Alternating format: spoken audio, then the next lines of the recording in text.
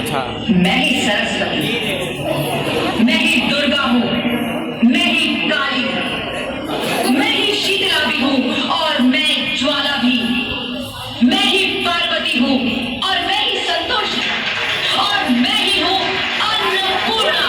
आप सुन, हाँ, ब्रह्मा जी ने हम सबको मिलाकर ही बेटी को बनाया ताकि मैं लक्ष्मी बनकर तुम्हें सुख समृद्धि दूं, मैं सरस्वती बनकर तुम्हें ज्ञान दूं, मैं पार्वती बनकर तुम्हें स्वाभिमान दूं, दुर्गा बनकर तुम्हें शक्ति दूं, काली बनकर तुम्हारे दुखों का नाश करूं, शीतला बनकर तुम्हारे जीवन में शांति लाऊं, ज्वाला बनकर तुम्हारे जीवन में रोशनी लाऊं और अन्नपूर्णा बनकर तुम्हारी जिंदगी को खुशहाल बनाऊं।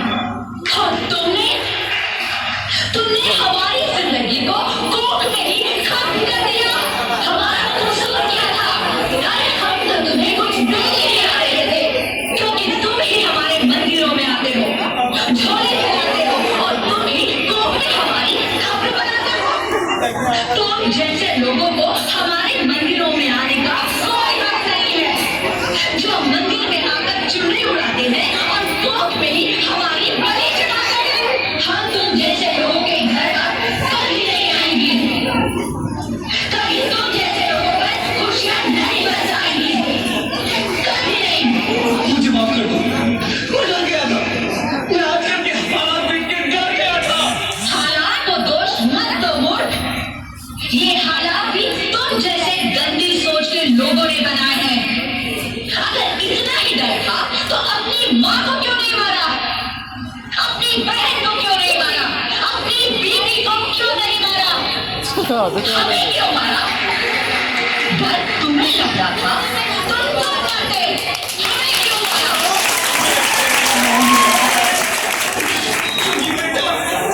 वंश चलाता है। अरे मूर्ख, अगर बेटा वंश है तो बेटी अंश है, अगर बेटा आन है तो बेटी गुमान है, अगर बेटा दवा है तो बेटी दुआ है, अगर बेटा गीत है तो बेटी संगीत है, और अगर बेटा भाग्य है तो बेटी भाग्य विधाता है।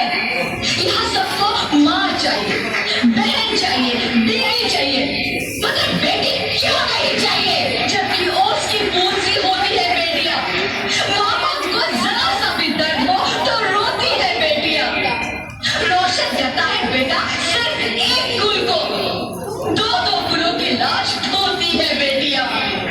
फिर भी किसी को नहीं चाहिए बेटियां। क्यों नहीं चाहिए बेटियां? है किसी के पास इस बात का जवाब? बेटियां क्यों नहीं चाहिए?